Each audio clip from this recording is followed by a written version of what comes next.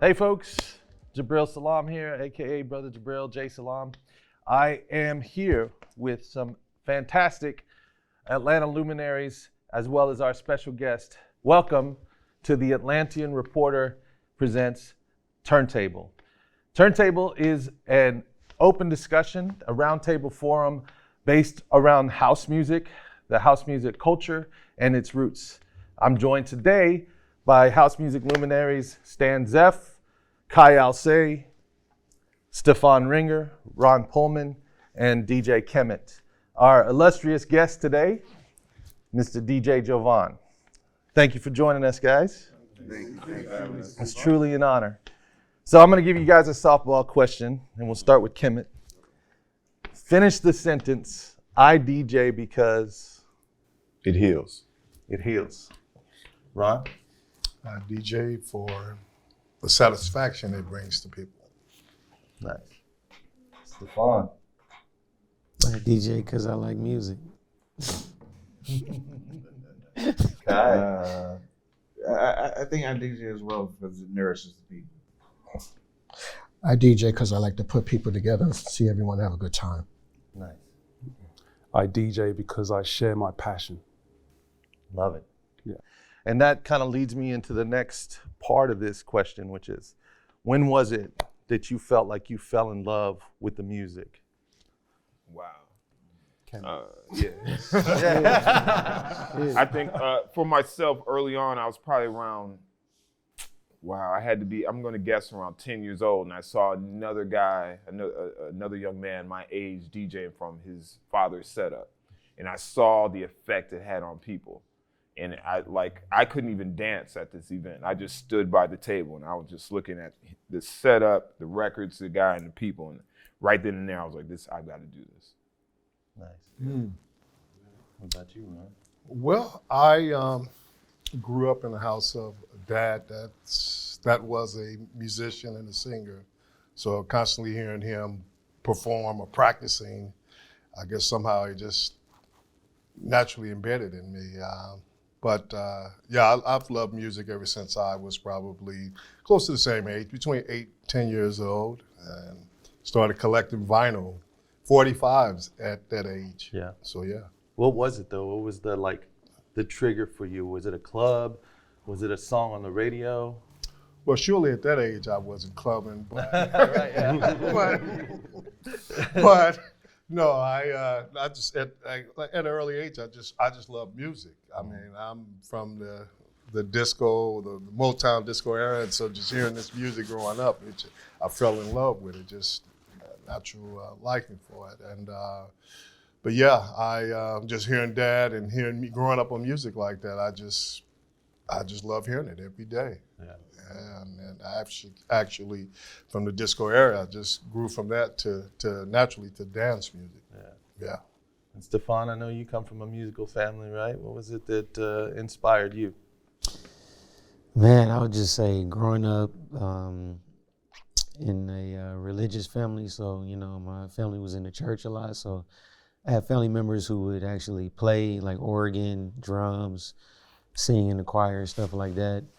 Some of my fondest memories is just kind of riding in the car, listening to the radio with my dad, or cleaning up the house, watching Soul Train, you know what I'm saying? Mm-hmm.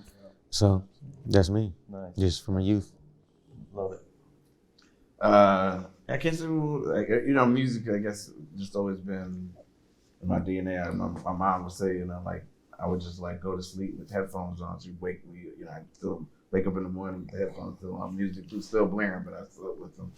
And then my father always was kind of like an audiophile. So he always had the real nice turntable, real turntable. So when they had parties, I was kind of in charge of put on the other reel, or next record, So I kind of was music just always been there, and then just the DJ part came later, Yeah.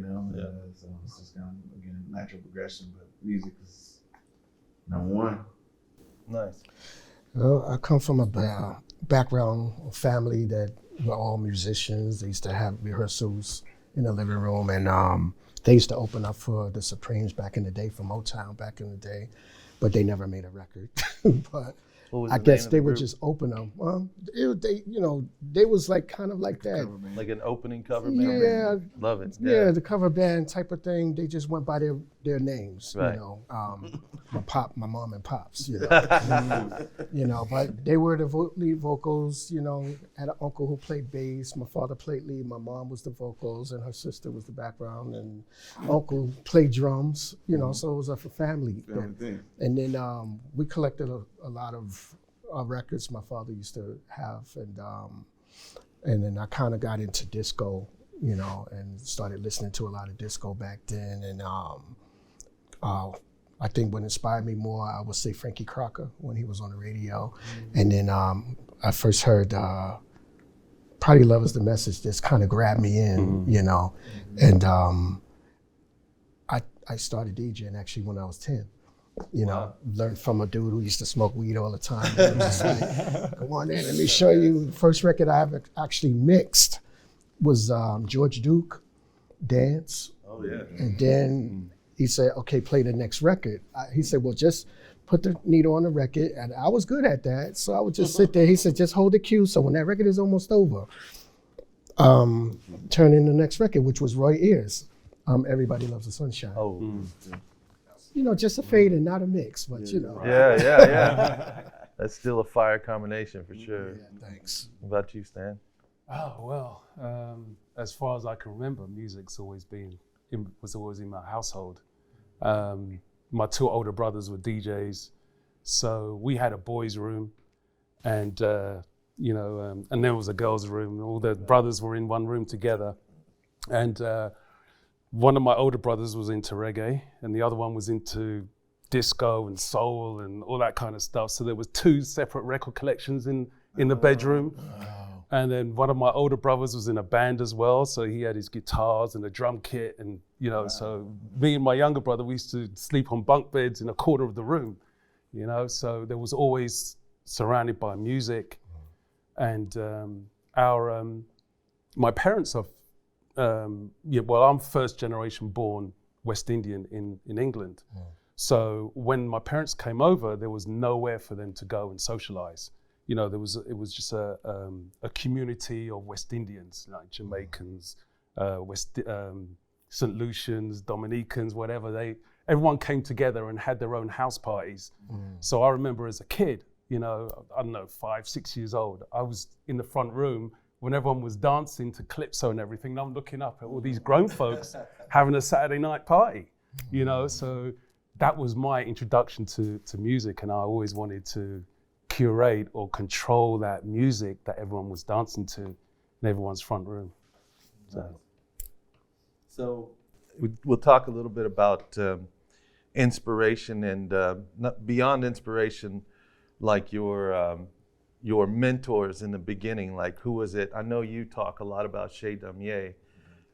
Who else was it that you felt inspired you as to become a DJ and actually entertain people with your craft?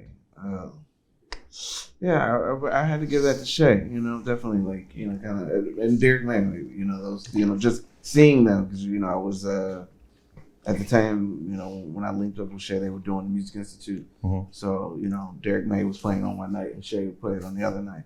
And then, and maybe Frankie Knuckles, there definitely were these, he would be more of a mentor that I didn't know, and then Derek and Shay would be one of the mentors that I did know. Yeah, I think we all have people like that. But they were the ones that, kind of listened to and kind of was like, okay, all right, yeah, this is how you do it, okay, and still serves me to this day. It does. Yeah. Definitely. How about you, Jovonn? I would say Timmy Regisford. Really? Was probably like one of the first, because he used to come on Saturday nights from 12 to 5 a.m. And I used to sit there with a stack of cassettes and record all those 5 hours of the set, nodding off, and then hit him up, wake up, he'll play again at 12 o'clock in the afternoon. Then there was another DJ I liked because he was more commercial. It was DJ Paco. It was KTU radio Hispanic DJ.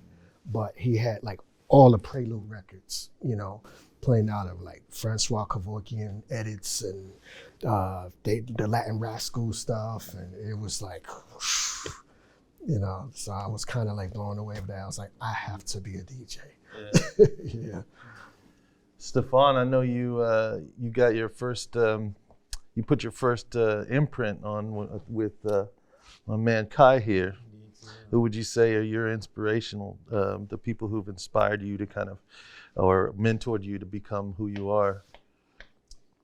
Musically? Musically. Definitely Kai, because he put me on like the good black house, you know, basically like just the architecture, you know, the foundations of what it all is, you know, because at the end of the day, I feel like it all ends at house, you know. So yeah, he definitely opened my eyes to artists that I love and still buy their music. You know what I mean? And who also, Jovonn being one of them. I mean, facts, but also like people that I get to meet too. Like it's interesting, you know, when you have somebody like that who's intertwined in the inner workings of the industry. You get to meet these people instead of them just being just it's very approachable. Yeah. Like it's like, you know, like kind of like Kevin Bacon, you know. It's, you know, he's a degree away from anybody you want to meet in the house. Got it. Oh no, that's very true. Wow. That's kind of we all end up being as we get into it, you know, because it's a small family. It's probably like, how many you think of us? Probably 500 of us in the world that are deep in this shit, you know. And let's hear from the OG. Well, my influences, back to your question earlier about clubbing. Yeah. So about 40-something years ago, when I started clubbing, DJs that inspired me, oddly, growing up as a teenager in Denver, out of all places, I used to club, and I was local DJs that inspired me there. But as far as on a national level, I used to go to LA and used to hear where Ron Hardy initially played at this club called the Catch One. Is where he was one of the DJs that first influenced me. From that point, I started clubbing in DC at this place called the Clubhouse. And a DJ there named Mandrill, as well as Tito. So those DJs, and as Jovonn said, listening to Timmy on WBLS, that was definitely who influenced me musically, especially how he used to master mix, if you will. So those are the earlier guys that I think, but actually today, all of these guys in here influences me musically. I love what all of them are doing today. But those original DJs, producers, yeah, those guys, I watched and I emulated what they did. Yeah. Tony Humphries, of course. Oh, definitely. Yeah. So, yes. The Tony Humphries, I think, is the only person I've ever like fanboyed out on. Like, the first time I met him was in Miami. He walked up to me. Well, he didn't walk up to me. He was walking up to the door that I was in the way of. And I was frozen in space just because there's legacy coming right towards me. And I don't even, and plus he's got that intimidating look. To me, is like, hey. He's real nice. Yeah. But all those guys for the radio, because even in Detroit, you know, just the tapes from BMX and BLS from New York, like those tapes kind of like circulate in these other cities, you know, like just random night, but people would be like, oh, I got that same exact tape, you know. Yeah.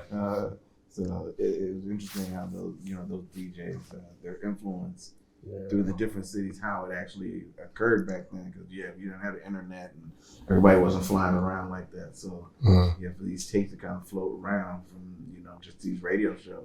Yeah.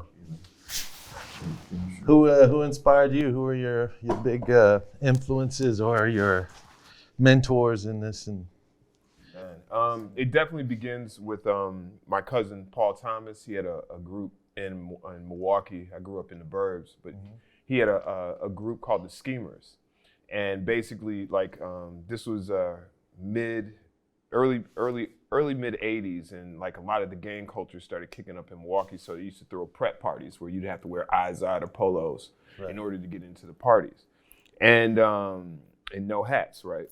And so he used to throw these parties or whatever, and I used to go through his record collection, and I didn't even really know he was a DJ at first. Like, you know, he kind of kept it on the low, and it was weird because the club that he threw his parties at, to bring it full circle, was owned by a guy named Robert Thomas, who was the father of Ty Thomas, who is now known as Speech from Arrested Development. Oh, yeah. And so, of course, I had a stint sometime. I was in the group Arrested Development, so we connected those dots like later on.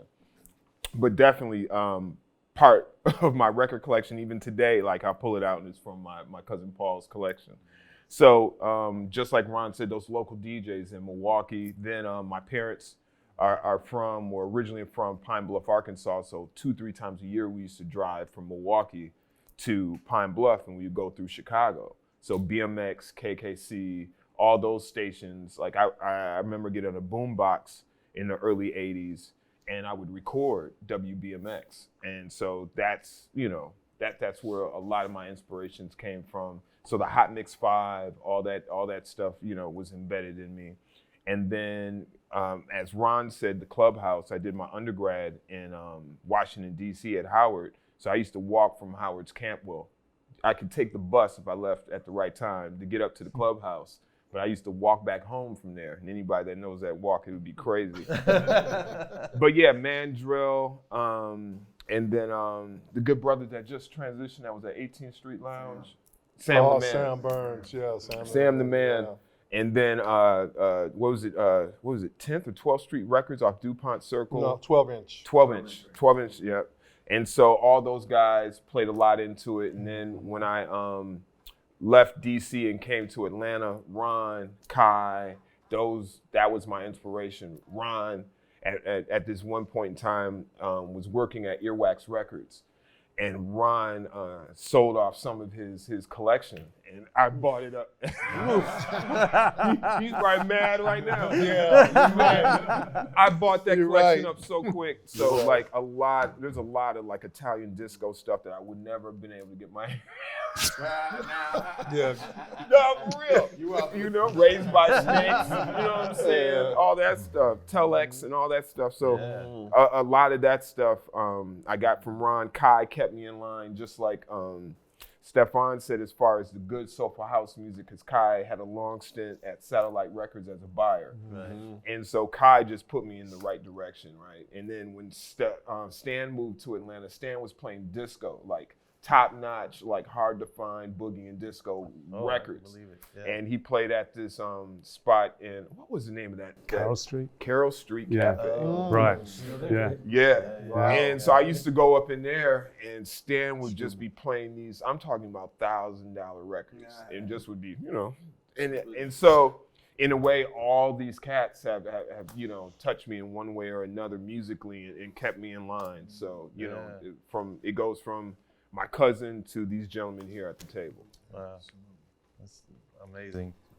So from the sound system kind of world of London, what was it that was pushing for you? Who was kind of inspiring you? I think my first inspirations really are my older brothers, especially my older brother Wiz. He, as I said, he bought loads of disco. He was a disco freak, and he used to work in a record store called Harlequins. And then Al Price.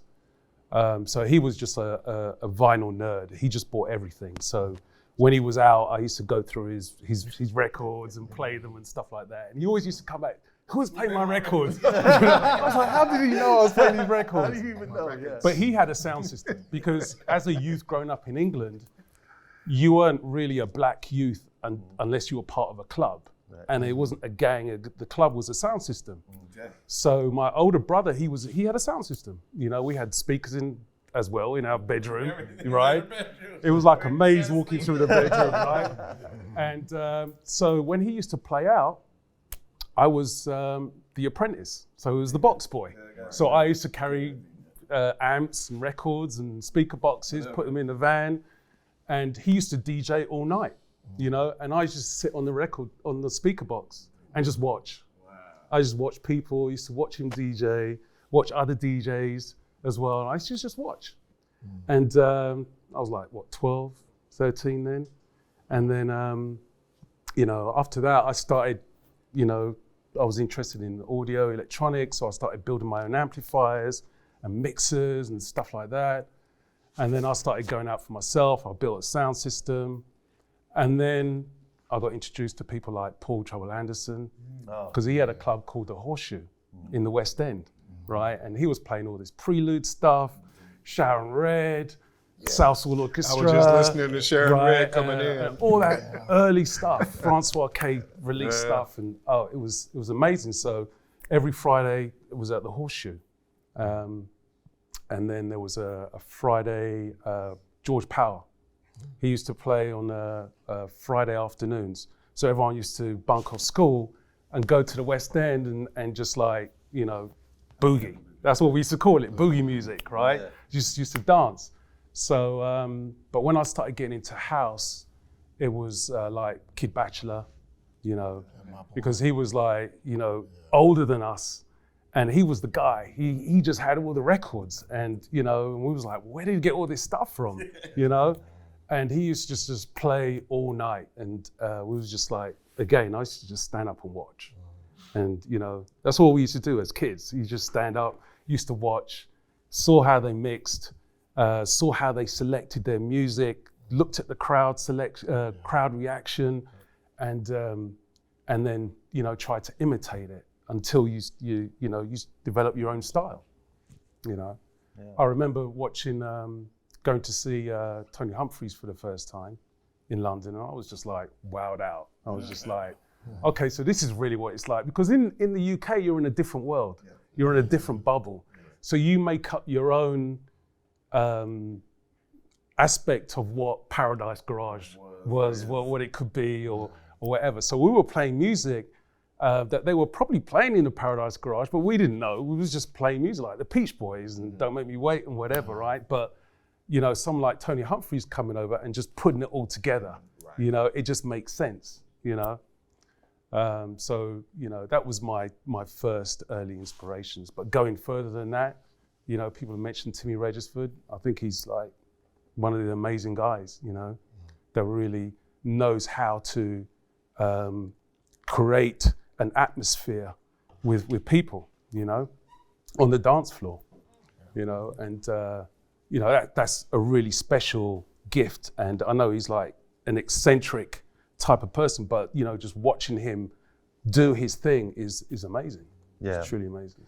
That's one dude you really have to give his flowers. You know, it's I as a young DJ and just coming up and being a starving artist, always wanted to go experience that Shelter experience, and I got a chance to do it once, and it was everything that I'd heard. You know, it was just a soundscape. You play with the music, and everything is just incredible.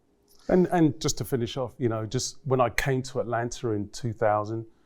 And touching base with all the different types of music here, and then finding out there was house in Atlanta, and coming to MJQ on Saturdays and seeing Kai and Kemit, you know, and Cullen put it down, and it was just a breath of fresh air, you know. So again, you know, I was a kid again. I was just standing up and I was like in the background watching, you know, just like seeing Kemit and Kai. I'm sure you were like, you know? I'm sure you didn't expect that coming to Atlanta. You're like, no. Atlanta, man. Right, Atlanta, exactly. Man. I didn't Now, think that's been a misconception for a long time. Right, Yeah. exactly.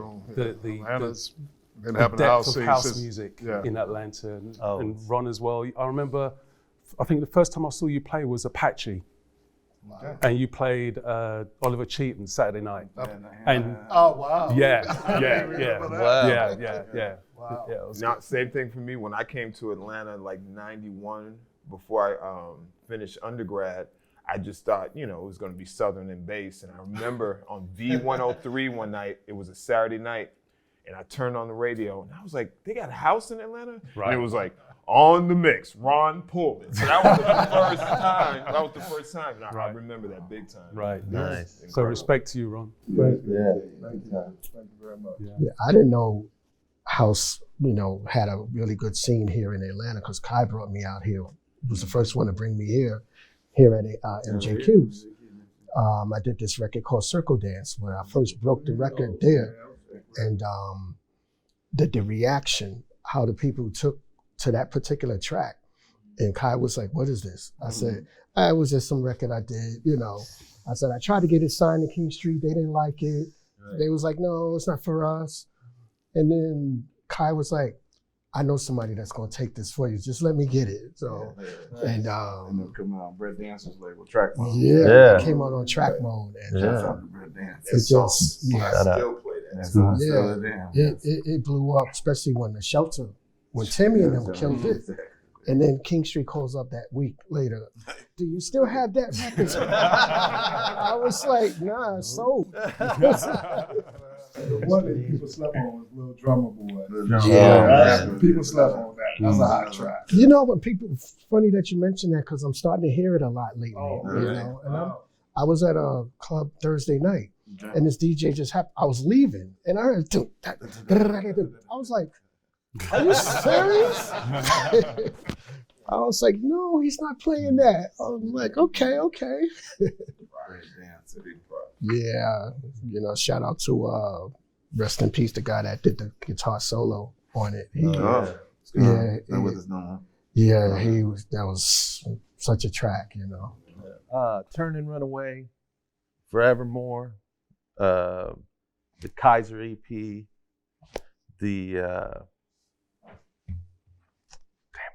Fix. Yes. I forgot the damn name. The Fix EP.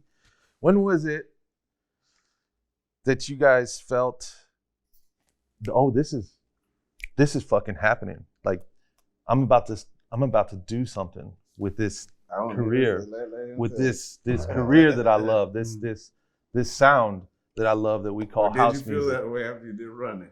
Because Running's your first. It was my first record. Yeah. Turn around. Did you feel like my life was good? When I put this record out, I'm gonna be the man. I actually didn't know what was going to happen when it was created. Yeah.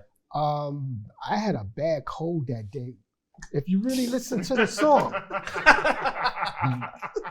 it gives you that extra bass though. From the hook to the song itself, I'm like, when I'm on the do, when the party do, sing it.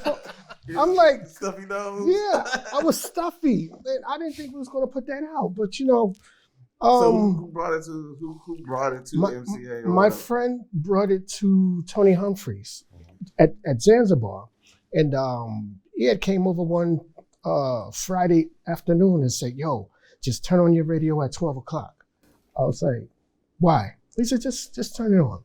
So I'm sitting around like, I was like, no way, just like calling everybody I could think of, turn on to the radio right now. I'm on it. They were like, no, you're not. I was like, just turn it on. And I was like, that's me singing. They was just like, oh my God, and I felt like my whole life just turned into from a nobody to a somebody, It was just such a crazy feeling to know that I was on the radio. And then the next step, I got to meet Tony Humphries for the first time. And I was explaining to Jordan, I didn't know what house music really entails in dress code. Right. I was. Was there a dress code? Right.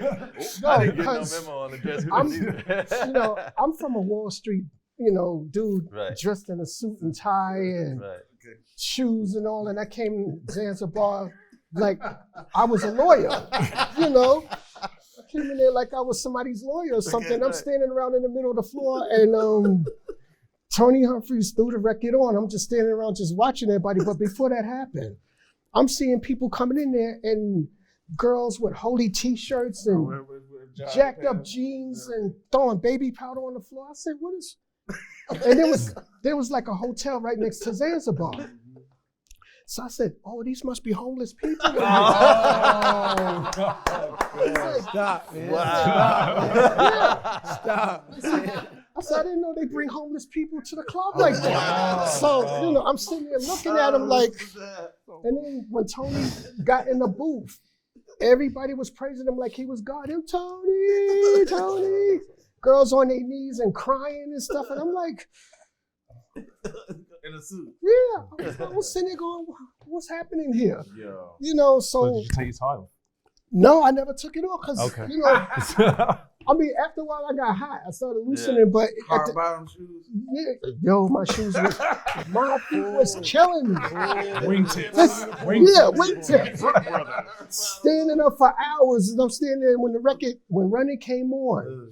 There was some girl standing next to me, like if she knew the record, and she screamed at the top of her lungs, scared the crap out of me. She was, as soon as I was just there, the record come on, I said, "Uh-oh, here it comes." She was like, "Ah!" I was like, "Oh, what the hell?" Everybody else was like, "Oh!" For the first time, I got to see how it resonated people. You know how it just made everybody feel, and I was like, "Wow, I could do this." You know. That was one of the first few records I remember, like Humphreys Have It, like one of those records that like I heard prior to being able to purchase it. Like, you know, it was like, I was like, wait, what's this record? And like, it was huge, and I was like, yo, what's this record? You know, and I was like, you know, you would see, because it wasn't really charts. I don't even know how, you know, you would figure out what the name was. But I remember, But that's what Tony and I was would go to famous New York. for. Yeah, It's just, yeah. that's what he was They were famous. like, oh, He would have stuff on reel to reel, reel to reel, or whatever. There was no just such thing as unreleased stuff. Shazam. We had to run to a record store with the tape Or and go, or sing it. I go, Yeah. you know, it goes running. I'm like, no, I never heard that. Well, Tony Humphries played it. He have the original demo mixes to this day that you just can't get. Yeah. I mean, you know, I was always asked to remix it, but I can't. You know, I feel that you don't fix what's already perfect. Yeah. Oh, It's You know done. what I'm saying? It's done. It's bro. finished. It's- Bro, don't fix it. Yeah, because if there's a remix on it, it's just not going to feel the same. It's not going to have that same I impact. agree with you, but there's records that need to be remastered. There's a lot of records It that would- came out during that time that if they remastered, It would be crazy. it would be. Yeah, it would be crazy. It's just too many politics over that record through Warner Brothers and stuff like that. You still got the parts? No, they do. No more. They Oh, do. right, okay. You know, but I could still sing it as of, you know, Yeah, we because I can sound make exactly like the record. You know, when people get older, they start shaking up. What I'm gonna do, you know, it's like, you know, but you know, because it's like watching old groups like Temptation come on stage, still trying to sing Cloud 9. Oh, yeah. And everybody's whispering, Cloud 9, not Cloud 9, you know. You know, it's like, you know, I believe in as an artist, you know, when you sing, sound like your record. Don't try to improvise and don't try to sound like anything else. Yeah, if you can, you know, nail it. Yeah, I like to nail it. If I'm going to go on stage and sing that song, I want to sound exactly like that record from the day I made it. Did you ever perform it back then? Running? Yeah. Did he ever perform it back then? I saw you do it at the Sounds Award. Yeah. You performed at the Sounds. There was a funny show that I did. I don't, Right. yeah, I don't know if it was the first show Okay. or the second show. But you did 2 shows at Zanzibar. Yeah, You didn't I tell me you didn't wear a suit. no, I didn't get a suit. No, I once I learned that that's the way house heads are, Okay. I changed the dress code, baseball hat. That's where I started wearing baseball cap as an image, you know. And Did you have dancers? yeah. Barbara Tucker was my background dancer before she was. Wow. Yeah. Wow. Yeah, she was my background dancer before she was an artist. Yeah, it was her and another girl, you know. Nice. Yeah, the show that I did, it was. I almost couldn't do the show at Zanzibar when I did running, because Colonel Abrams was doing his running. Right. So if anybody know Bird, Yeah, Bird. Yeah. Bird, Today's her birthday, I think. yeah, Bird started some kind of trouble at that night. You know, she kept saying, "Look at Colonel, look at him. You know, you can get up there and sing that. You know, do your record as running." So I thought, I didn't know as an artist, you know, you don't do certain things. It's a code for that, and you know, you respect the artist. Yeah. And I'm a Colonel Abrams fan, God bless him. So he's doing his running, you know. So she said, when he finished, you go up there and sing your version of running. So I said, are you sure? She said, yeah. So, you know, when Colonel put the mic down, so she said, here. So, and then I went upstairs. on stage. Hi, everybody. I'm Jovonn, blah, blah, blah. Then I was going, shit, do up. Everybody was like, ah! I mean, the whole place went nuts. So Tony Humphries was like, he ended up playing the record up to the part where wherever I was singing at, he cued it. When it was over, I was all happy. Yay! I went in the booth. Tony was like, what the fuck was that? Like, why you do that? Yeah. What the blah, blah, blah. Because that was Colonel's show. Right. It was show. And you just came, you did what? I was, Little Mama jump on yeah, stage with Jay-Z? yeah, I was. She was like cherubim on your shoulder. Yeah. Right. Yeah. Like, Yeah. I was Tony's secret weapon for his birthday party. And he didn't want to I use blew it by doing that. You know, so he was like, I ain't playing your record. I'm not doing this and I'm not doing that. You ain't even got no record deal. I was just like, damn. So I walked away pissed off at myself and I looked at Bird, I said, and she was like, I was like, I heard that call because again today. I think today is her birthday. Yeah, So I heard a great story about that. yo, man. I said, Yeah, why did it's you funny. start? I said, I had no idea. But, you know, when I did do the show, it was good. Great.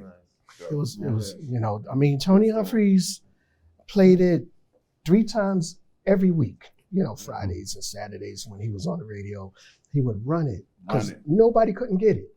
You know, Warner Brothers heard it, they signed it, and actually we got signed at the same time with Alternate when she did Scandals. Yeah. It was Scandals. Wow. We got signed on the same day, on the same label. Right there, man. Yeah. What about you, Kai? When was it that you realized that you were going to make money doing what you love to do? Oh, I'm still waiting on that.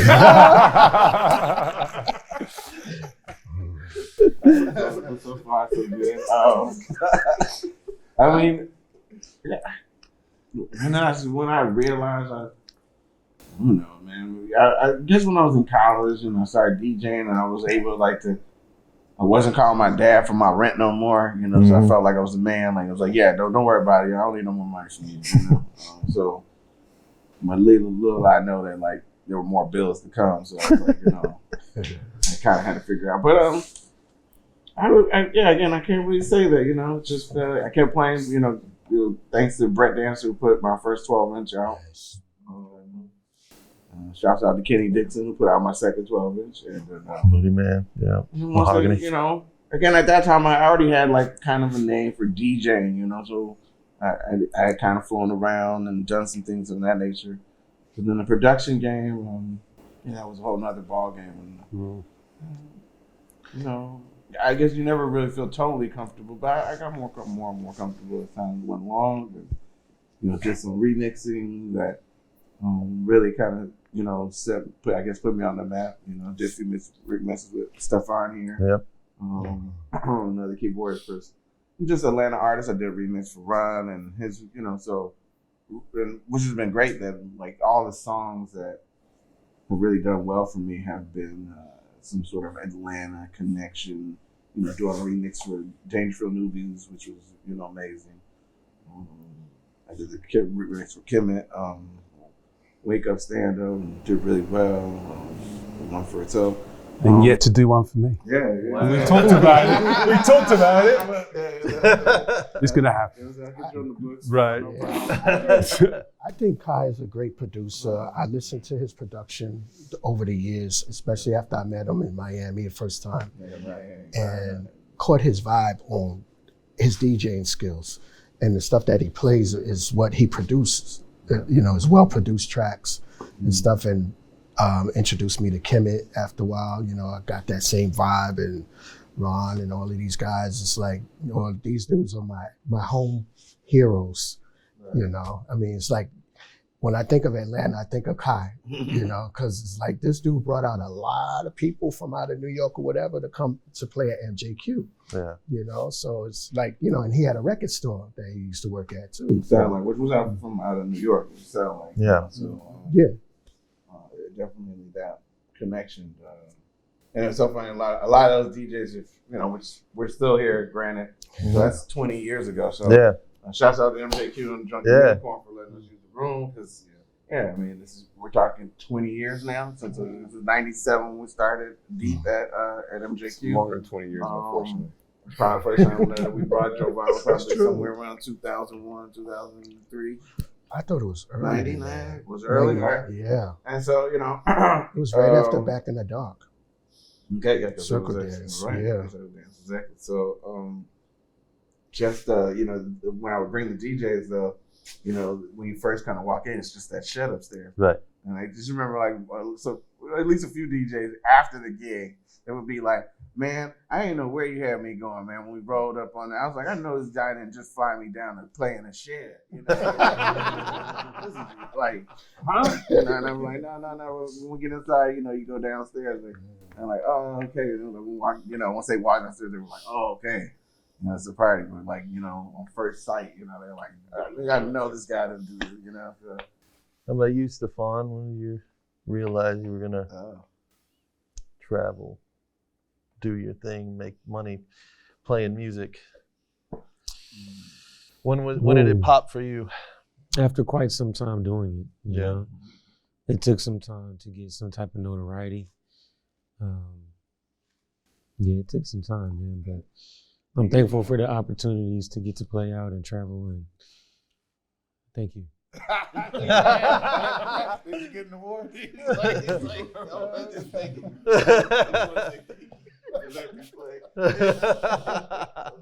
Perfect opportunity. Interesting. Share with us, Ron. Well, I'm not big time like these guys. I don't travel, and I'm just a When local. you're getting your flowers from some amazing, I amazing appreciate artists, that. I man. appreciate There's no us without you. You know what I'm saying? Ron stays on the humility tour.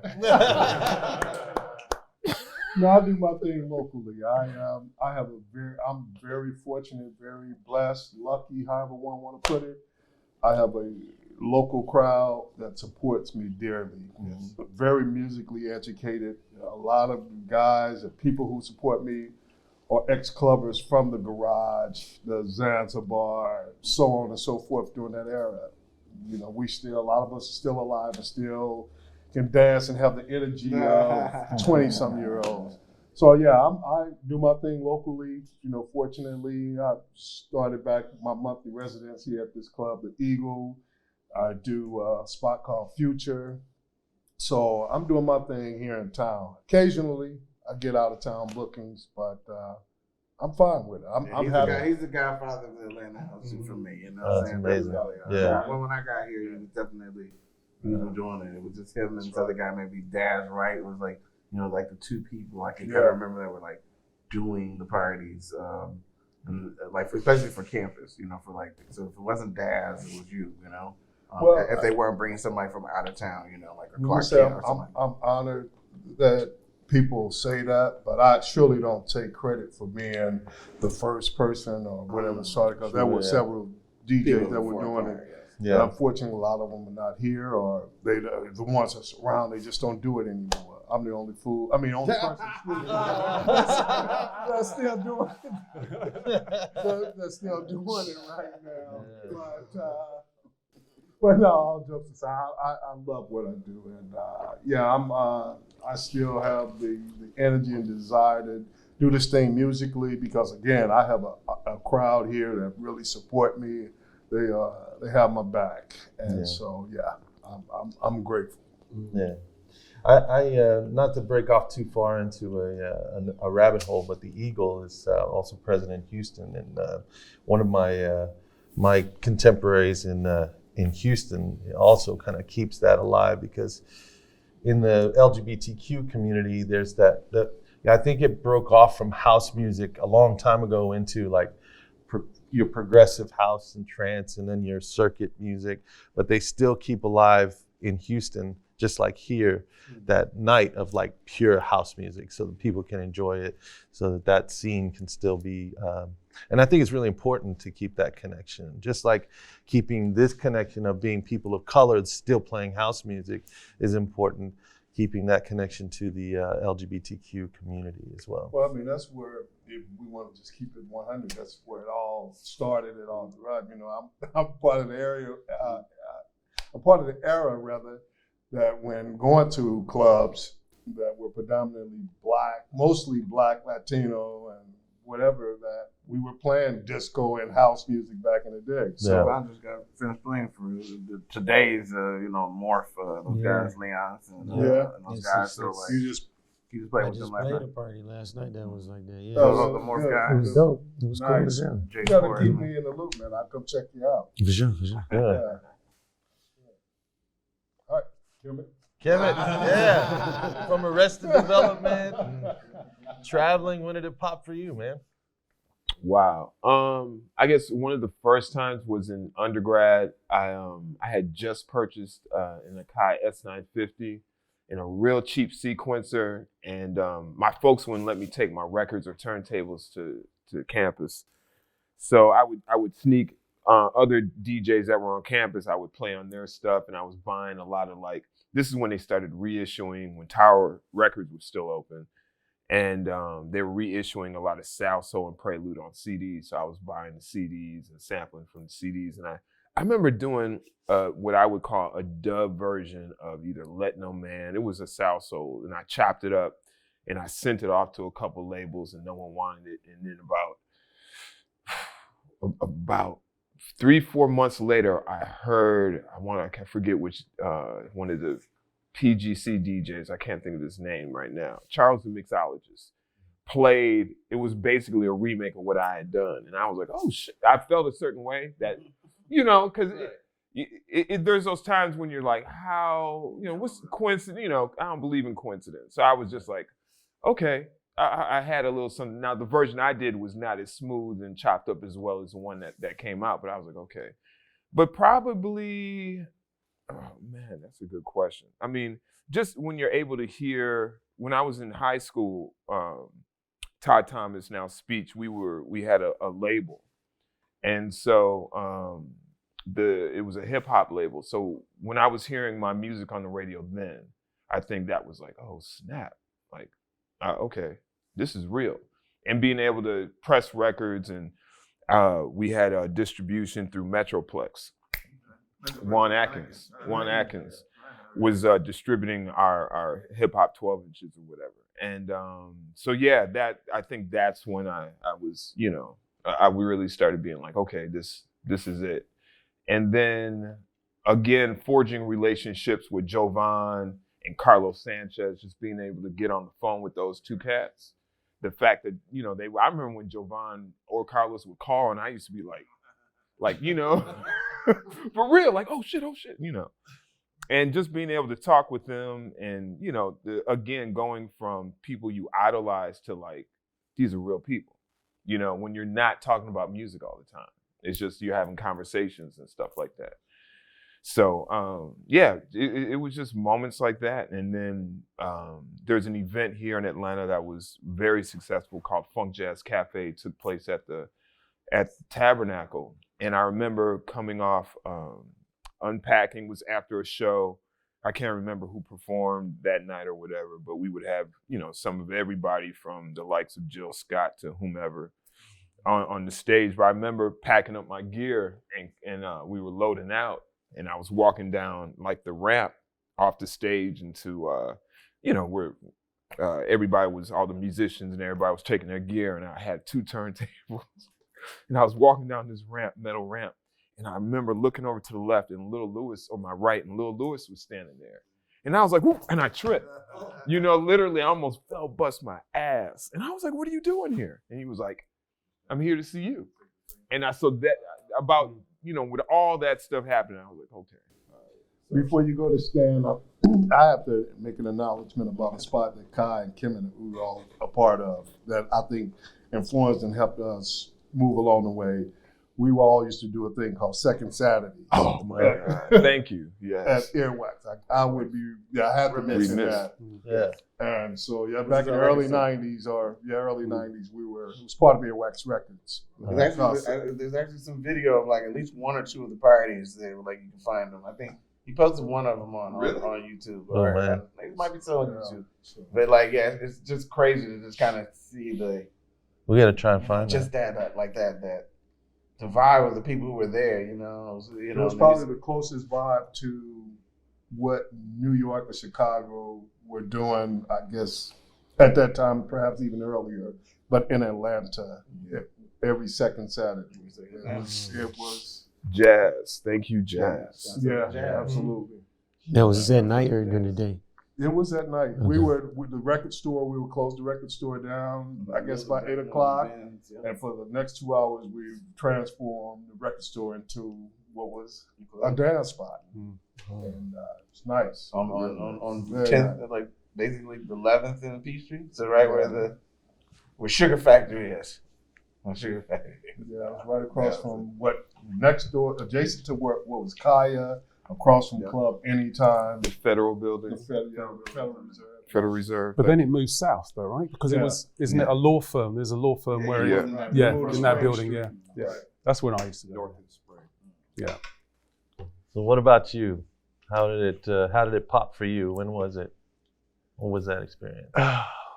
Okay, so I was 15 years old, and I thought I'd made it.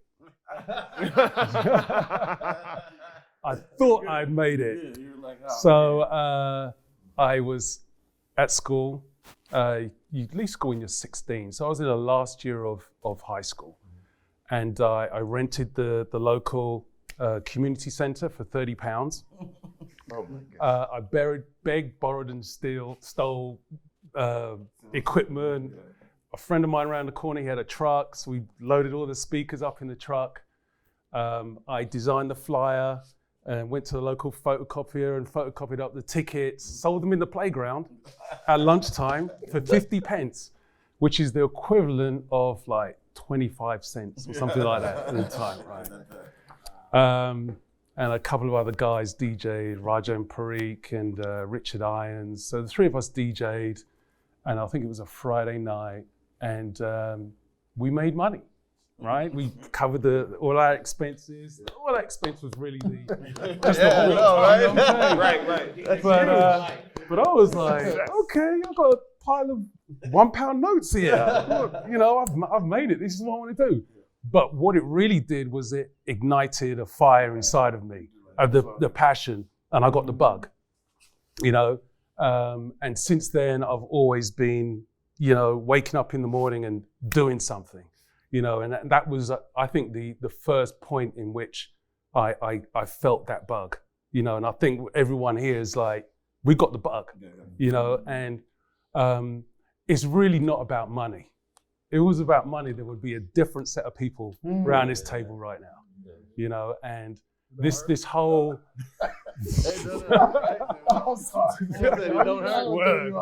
facts, you know, this profession is ebbs and flows. You know, it's ebbs and 1 minute you're high, 1 minute you're low, but when you're low, there's something that kicks you up that says, you know what, get up and try something different. You know, just keep going. You know, something's going to change. Someone's going to say something. You know, so, you know, for me, and I can't speak for anyone else, but it can't be about the money. And in 2017, I left corporate. You know, and I wouldn't say, you know, I had a string of releases or publishing to live off. I wouldn't say that I had a major tour around the world to live off. You know, I was just like, you know what? Live in faith. I can't live for something that I don't believe in, you know, which is a corporate life. You know, I was doing well. I was senior management, the IT firm, my own office with a nice view, and do you know what I'm saying? And everything, 2-hour lunch breaks. Yeah. You know, but I was like, this is right. Right. But after, you know, doing my party for 8 years at the time, it was Tambor, and you know, it was just like so much difference in how you felt, in quality of life, you know. And it was like, I remember one time I was in Spain on the weekend, and then I had to get back to work on Monday, and the flight got delayed, and my boss was calling me up, where are you? And I was like, yeah, I got a cough. I mean, and I was like, I'm done with this. I'm done with it. I'm done with it. So, it's just lots of peaks and troughs in this thing, and at times you think, I'm really going to do something. It's going to happen, and then next minute, it seems to all fall down. But the way I look at it is that you get to the top of one mountain. Do you know what I'm saying? And then you realize that there's another mountain to climb, which is twice as high. You just, you're just like, oh my God, does this ever stop? Do you know what I'm saying? And then you just get your tools out again. You throw your rope, and you get your pickaxe, and you just keep climbing until you get to the top of that one. You're just like, oh man, there's another one to climb. I have mad admiration for you guys because even though I may have been in it probably longer than most of you all, but you all have, it's you guys' passion, and most of you all chose to do it for a living. If I probably had that drive and that they drive like you guys, maybe I've done it as well, but I'm very proud, and like I said, I have mad admiration for you guys because you guys doing your passion, your love, and you do it. Most of you do it for a living, man. Yeah. My heck. Respect to you, man. I don't know how it works out, right, Kemit? Right. Kai, I don't know how it works out, but it does. Do you know what I'm saying? And so there must be something up there that keeps it going. Do you know what I'm saying? No, you're right. So if we were doing it for the money, then it'd be right. I think it's just the longevity within us, that we still have ideas. We have much more to give as an artist or a DJ, because it just doesn't stop. I can go to sleep. Like I'm talking to y'all right now. I'm in the middle of a session just talking to y'all because I got tracks in my head. If the minute I get back home in New York, I'm jumping on the set, and I'm just already creating, So it's, I understand where you're coming from. There's always more. As long as you have longevity within yourself, it ain't gonna stop. Yeah, it's not gonna stop. Yeah. Seems like a progression with music. We all kind of start to develop our sound. Like I was watching an interview where somebody asked you, like, what was the first record you ever bought? And I was like, that's a horrible. I mean, how do you remember that? And not to mention all the first records I bought, I don't even play. Like, they're garbage. Like, I can't believe some of the stuff I bought when I first, But music changes over time, and what I've noticed is, like, house was house, right? At one point, and you guys, I think, might know where I'm headed with this. But when does it become? When is it important for us to play the Love and Happiness, the MFSB, the tunes that everybody plays? Is it important for us to always keep those in our sets? Not in the set. Not in the, I think they have to be in the repertoire because you just always have to drop them at certain times. But like, depending on playing those songs all the time for your set to make you build your set off of those classes, this is kind of lazy to me. Yeah. That's what it is. He said what I was about to say. Yeah. I think that, classics, they really mean a lot when you're developing the experience in life. Mm-hmm. Like a 1 hour, 2 hour set, I think that's your time to take people where you want to take them. Mm-hmm. And if you want to take them to classics, maybe you do that. But I think that's your time to be experimental and do what you do that's special. You know what I'm saying? Yeah. I feel like sometimes it's a little bit obligatory, though. Sometimes it seems like in order to keep your people in, like, it feels like people are just playing Love and Happiness because that's what the crowd wants to hear. It's not so much like you. Does that make sense? Yeah, you got to change. There was a period of time when you could come see me and I was gonna play Follow Me. Everybody knew it, and then it got to a point in time, and especially with the likes of Stefan and Kai, where it was like there's too much new good music out here to play to keep playing the same stuff. Yeah. And the people who want to hear me play Follow Me, they may not follow it. And you got to kind of you gotta kind of deal with that. You know what I'm saying? These are people you've seen for decades, but there's so much new music out here. You know what I'm saying?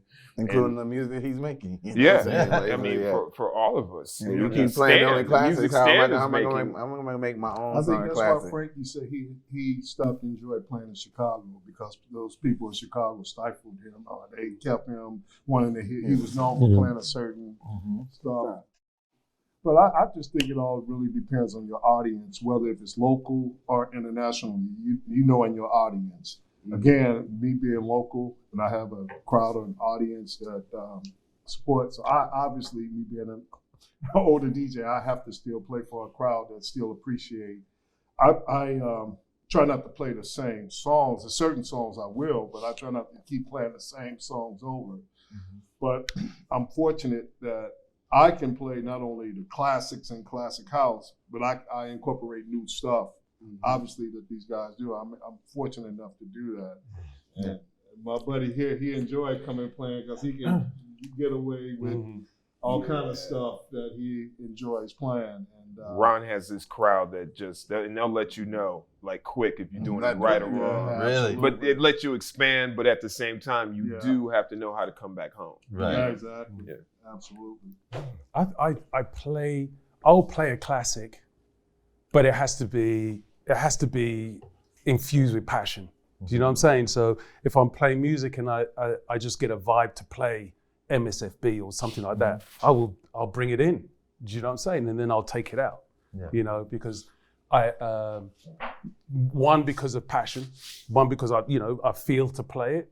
And also I think there has to be a degree of education within your set.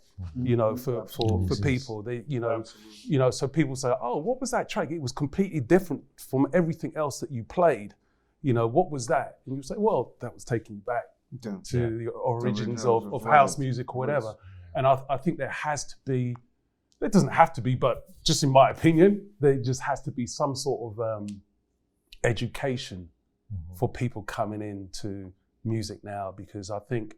A lot of the DJs coming in now don't know the history, you know, and they're just playing whatever is out now without looking back to where it all came from and what the evolution was, you know, of getting where it is today. Yeah. So there has to be some sort of acknowledgement and education for, like, when you came and was on the rooftop, I played on the rooftop. Yeah. I played, you know, in that Indiana and Louis Vega, you know, or Chun Yemiya track, you know, and it was like out of nowhere, you know, and they dug it, you know, and a couple of people was like, "What's that?" You know, because it's different, you know, it's educational. Like the subtext here is it's kind of, to use like a ship analogy, it's a way for us to kind of right the ship, you know, because you could move off into your tech, your deep tech, your blah, blah, blah, blah, blah. And then if we're not coming back to the root, to the source. Yeah, so that's pretty profound. Yeah, I think being a DJ, you don't get too many DJs who play with the journey. They just come straight up and hit you, you know, straight from the jugular. Everything, instead of just either, if you're going to do that, at least break it down. Come to that certain, it's almost like a page. You know, you giving them your deep house. You might give them a little bit of some soulful. Then you might jump on some jazzy tracks, Afro beats, right?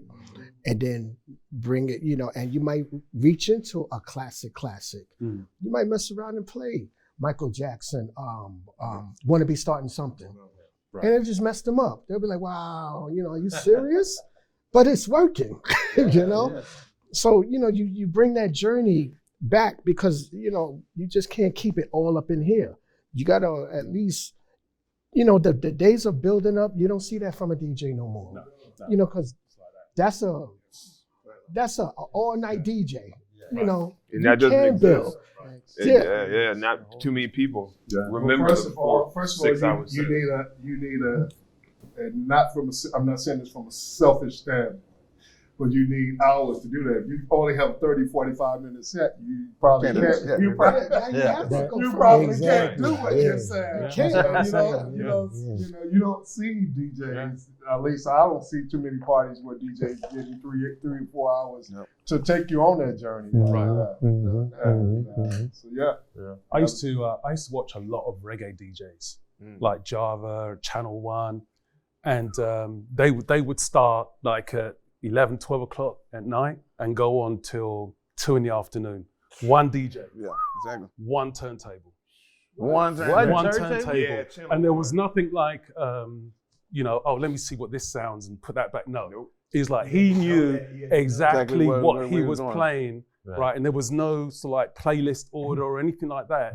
And it was like, he's switching, he took the needle off with one hand, had the one record, 1 7-inch in that hand like that. Boom. No, boom, like that. Flipped it, next record, right? And they would play like that for 8, 9, 10, 12 hours.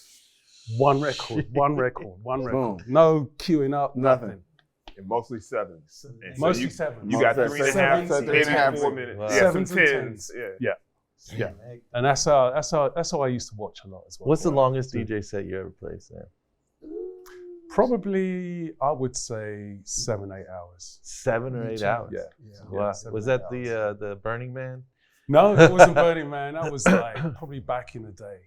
Yeah. It was like at Clink Street. It was when house music first kicked off in London. I used to play in this warehouse in the center of London.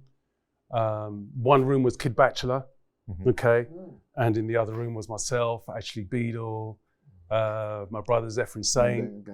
And one night, they just left it up to me, and I just played all night, till morning. I used to be into all the early Quark stuff from Jersey. Right.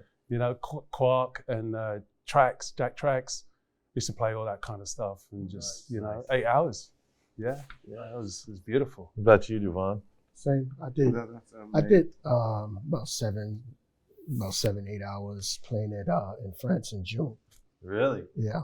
And you don't want to go toilet. When you play No. You don't even think about toilet. Right. You're like, how did I do that? Yeah, exactly. Because you're Are you like eating behind the Are you? Right. You're not eating. You're not drinking. Oh, Yeah, when your adrenaline is flowing, you don't really think of going to the bathroom. Right. I think one time doing panorama. Unless somebody waving a glass in front of you, do this. Yeah. Long time. You said Germany Panorama Bar, how long?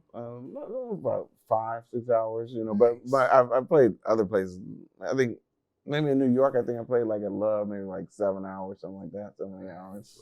But Panorama was, I think I opened the place, so I think I played until about 5, 6, and then it was next DJ, so they didn't open until midnight. Wow. Anybody else play long sets? Yeah. I kind of all the time. Like, when we played at Roundtable, like that was 5 hours. It's 5 hours. Yeah. Yeah. 5 hours is normal. Yeah. When you're controlling your night. Yeah. Right. 5 hours. I feel like that's people on their journey. Yeah, 5 Getting hours. the classics. Yeah. Space Lab Yellow, when it was open, I can't even tell you how long. You would play until they just stopped. Until they stopped. Yeah. And they don't stop. I feel like that's that's the way, especially the style of house music you guys play. I mean, you don't want to play an hour set. It only seems like, why? Like, I can't even develop what I'm trying to do in an hour. Yeah. Exactly. It's just hard. And tag teaming is one thing, right? Yeah. like, kind of That's working with different. somebody That's else. Yeah, I'm working with you. And then if you do that, it's got to be someone you vibe with, right. You tag team, that's Another thing. It's a relationship. Yeah. So let's talk about what's inspiring you, because we all have we all love house music, but there are other things that may influence. Like, I'm Hispanic, I love salsa, merengue, all the other, bachatas, all those other types of things that have developed over time for music, and I love having those elements in my music. What is it, Jovonn, that you would say besides house music that is influencing your production today? Jazz. Okay, yeah. Jazz. Neo soul. I love neo soul. I think I got into jazz as a kid, sitting around with my uncle. he used to just play jazz music, and he liked to sit on the floor and just play these jazz records. And I'm like, what is this? He goes, sit down with me. Okay. And he would like just point out instruments. This is that. This is the saxophone, and hear the drums. So grassroots jazz music. And then when neo soul came around, I think I deeply got into that when Erykah Badu came around, and then Jill Scott, Dwelly, all of these guys, and then they said, you know where that music come from? Atlanta. I was like, no way. When I first came to Atlanta, man, I was in the record store looking for neo soul music. That was happening live in the clubs. Yin Yang, exactly. The Thursday I'm trying night. to think. I'm trying to remember for like when Jovonn did we not do a late night at Yin Yang that night afterwards? Probably. Usually a lot of times when we brought the people here to MJQ, we do the late night over at So Yin Yang. jazz is one of them.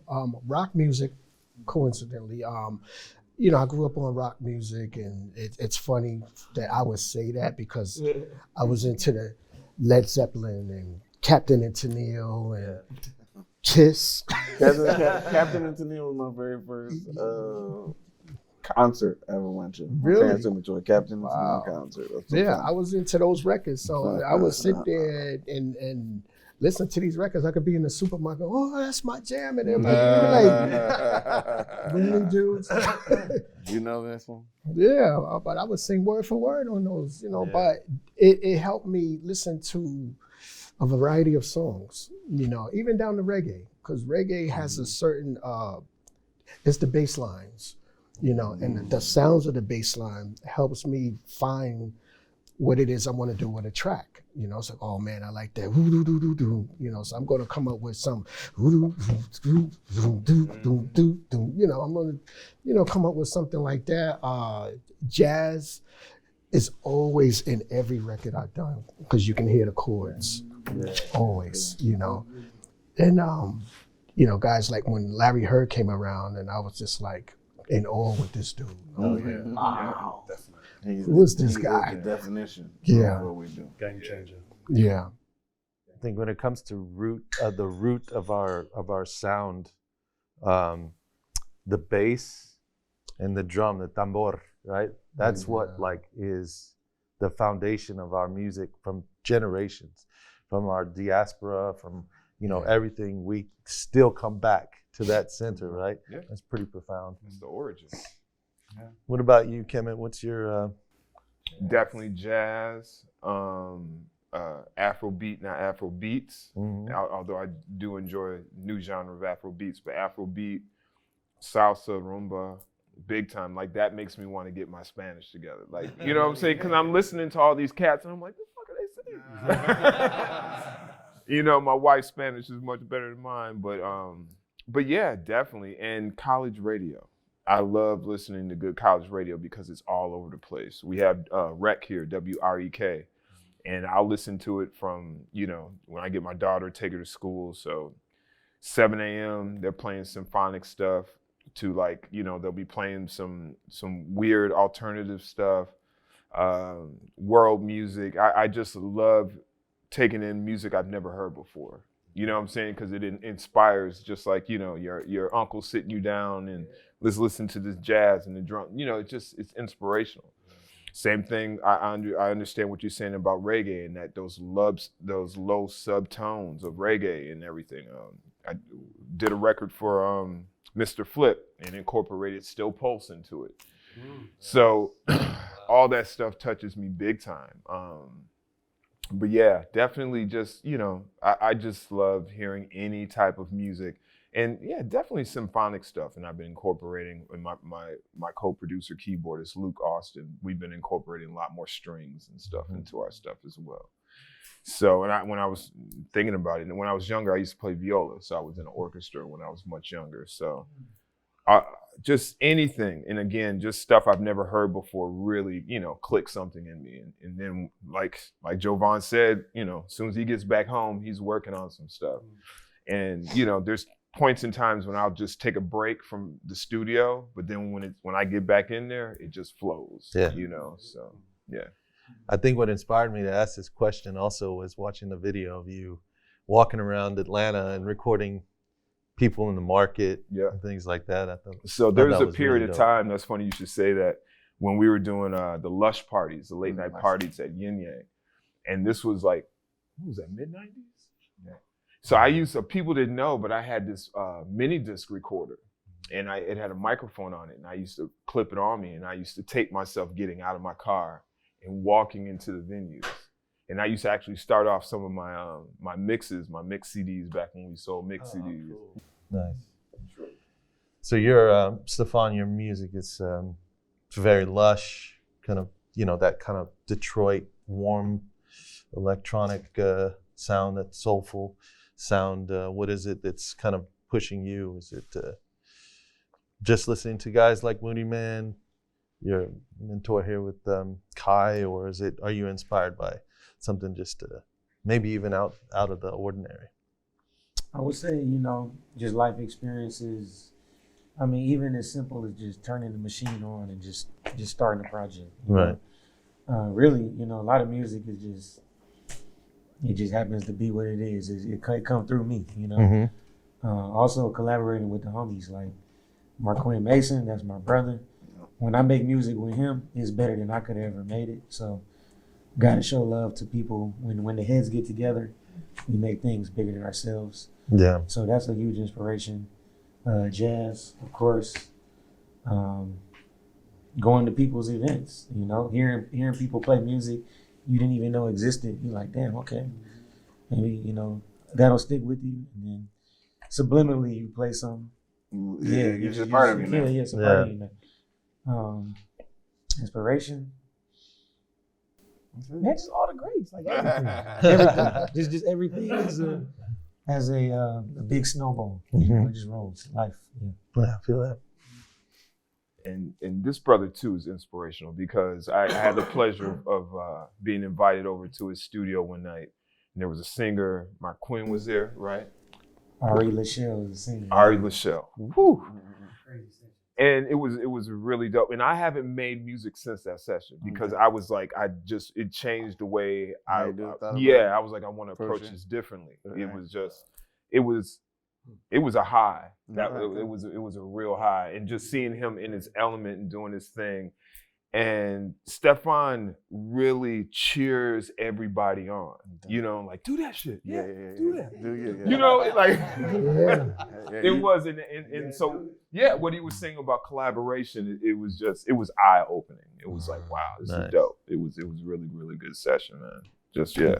No, you are inspiration, bro. Thank you. What about you, Stan? Oh, wow. As my brand, Tambor, as you said, drum ceremony. Yeah. I've always been affiliated or connected with percussion, drums, the organic sound. It's always meant something to me. So my spiritual path being Yoruba, I was in Cuba having ceremonies done and stuff like that. And the end of a ceremony is a tambor. They literally call it tambor, where you get the three drummers come in, they play the batter drums, okay, with skin either side of the drum, and then they have the orator, the person singing, and people doing dances to the orisha, So I think that was one of my first tambors, that I'd attended. And coming back on the plane, I was reading this book, and the first word on the top of the page was tambor, and I was like, that's what I'm going to call my talking to you. Ding, right? So it was talking to me, and so the drum percussion has always meant something to me because of my spiritual path. So as you progress in life, and become more spiritual, you get involved in other things like plant medicine and whatever, and then I'm introduced to more organic sounds, just like more ceremonial type music, So having that inspired me so much to make ceremonial music, So now people ask me to make ceremonial music for them, and I don't know if you've seen, but when I do releases now, I always have a ceremony mix, which is a Very much cool. slower, more more strings and organic sounds in there, to attract a different audience, because that inspires me just as much as house music. And I probably buy as much ceremonial, spiritual type music as I do house music now, maybe even more. So that really inspires me. And everyone was brought up jazz. Of course, jazz is so core to house music. There's something about the chords, the jazz chords translating into dance music, and before that bebop, right? So that is a part of the soul of house music, and whatever different genres, well, not all different genres of house music, but soulful, black house music has always got those chords in there. It always comes from jazz, and being a reader of biographies, I read Miles Davis, and everything started clicking after that, because he breaks it all down, the origins of jazz music, and the problems that those greats had to go through in the music industry, just dealing with being a black person originating the music, and then having to fight, with record labels and clubs and promoters and management and everything like that, and it's like that story is the same as what I'm going through and probably everyone else is going through, So there's more to jazz. My point is there's more to jazz than just the music, but the culture. Yeah. The culture That's follows deep right through. there. Yeah. That's deep. Love it. Punk rock music. Me? Yeah. I would say jazz definitely, of course, because my father raised me on jazz. He was like into jazz music way. And outside of that would be Caribbean music. My parents are Haitian, so again, I was firstborn here, so like Haitian and calypso and all that kind of soca music was all around my house. Yeah. So you guys have the Septembre Triennale or something like that. Yeah, right? that's our Zouk. Yeah, Zouk, yeah. So all that stuff was. So those are definitely my influence. Definitely jazz and that sense of all that. And then, of course. And then just growing up in New York, disco and hip hop and everything else. But I guess the core and stuff is definitely jazz, the Caribbean and, salsa and whatnot. Mm-hmm. That is interesting hearing the stories about New York in like the 80s, how there were like hip hop guys that, that went to punk rock shows and went to, they just all kind of crossed into each other's scenes because it was all somewhat new, And I think it's interesting the way it all kind of comes around. When you think about the music in terms of like what is exciting you and what's exciting your playing nowadays, Ron, what do you feel like is like a cutting edge or something that you've been listening to lately that you're like, I want to present this to people? Is there something, or are you still kind of like, no, you made this face like, I'm still playing. He wants his records back. Right. He's been thinking about that the whole time. I would if I could get my records back. Like, how do I bring it to Kemit? Yeah, so we're gonna change gears a little bit and talk a little bit about like what's new that's inspiring people. Like what is it that Just for just music in general, what do you want to present to people or you're excited about? Oh, well, wow, new. That's a tough one.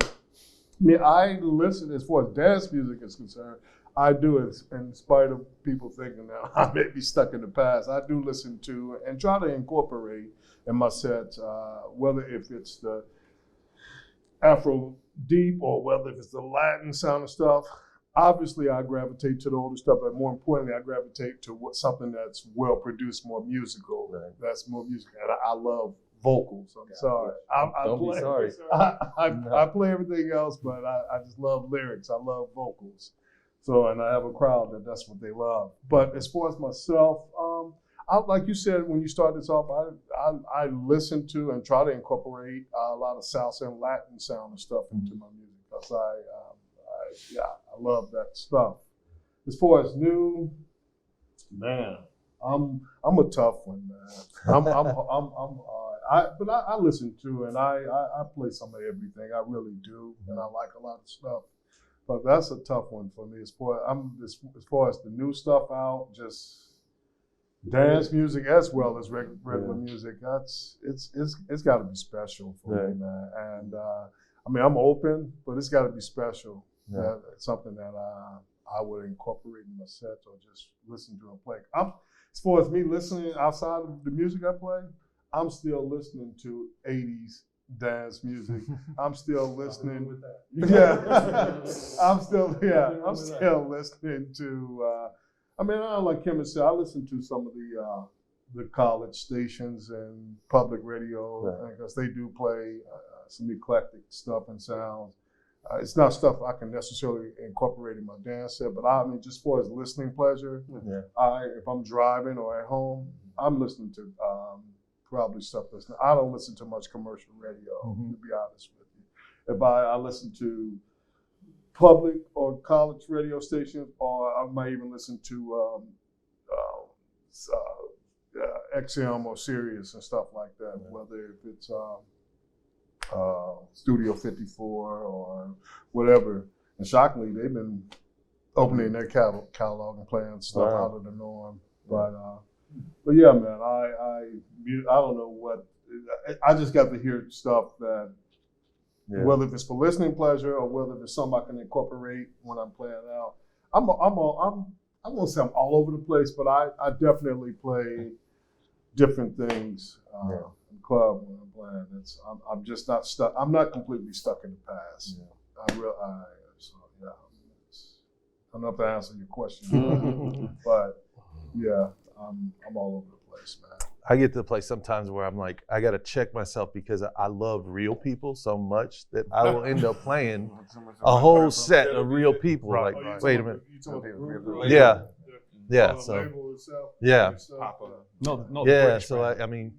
Not the British band. Real people. The real yeah. people. Okay. Yeah. Ali love and it. Tony Mumra. Yeah. Did you watch the documentary on them? Huh? There's a doc? Yeah. Oh, no. Yeah, there's a documentary on them. I got see. That's really good. See, you're feeding my addiction. How How about you? Yes. Yeah. Tony They Mumra. do some solid stuff. Yeah. Absolutely. Yeah, that's why I like well-produced stuff like that. Oh, yeah, definitely. I mean, it's clean, very nice, with beautiful sound. What's exciting you? What are you?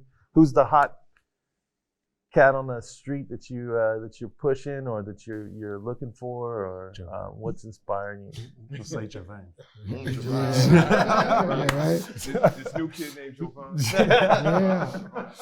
Well, I got a kid that I discovered last year. He's 13 years old, named Max Jax, and he had this little video on Instagram, and I'm sitting there and hearing all like grown man music. You know, I mean, I'm just hearing this British kid, you know, I got this trick I did, and I want you to hear it, and I want you to see what you think of this. And he hit the button. I was going, oh, what's this? You know? Okay. So I commented. I said, yo, dope, for fire. So then I kept looking at that video. I was like, oh no, man. I said, you know what? I said, did you do this track? He said, yeah. So I said, is your daddy a DJ or your mama or somebody? You know, what do they do? You know, where do you getting your music? He said, I just do it. I said, I'm gonna call you, right? So I called him. I said, let me speak to your father. So he was like, yeah, he just one day picked up this program and he started making tracks on his own. I said, he's not drag and dropping? He said, no, he's just doing everything straight up. You know, he'll find maybe like, you know, sample hits or something where he's getting it, you know. But I'm like, you got any more tracks like that? So he was like, yeah, you know, so he ended up sending me like about 20 tracks. Wow. And I sat there and I listened to all of them. I played 7 of them on one of my shows, my live stream, and he was lost it, like, because I've never seen, not one DJ ever played his music, so, you know. So I hit him I up. got the 12-inch coming. Yeah. So I hit him up, you know, and said, listen, man, 13. I want to sign you. So he was like, really? I said, yeah. I said, but I got to I want to do an EP on you, but I need the 4 strong tracks. So this was last year. And, you know, they kept bothering me, you know, I mean, they were calling me, stuff. When is it, when you do this? When we going to make this happen? I said, I get it. You know, when you're not in the industry, you know, you think the person might change their mind. Right. So I said, no. I said, listen, it's going to happen. I said, you just got to relax. I'm not just going to throw you out there like that, you know? And I found the four straight tracks, and I did an edit on one of his tracks. And another producer did an edit on his other track.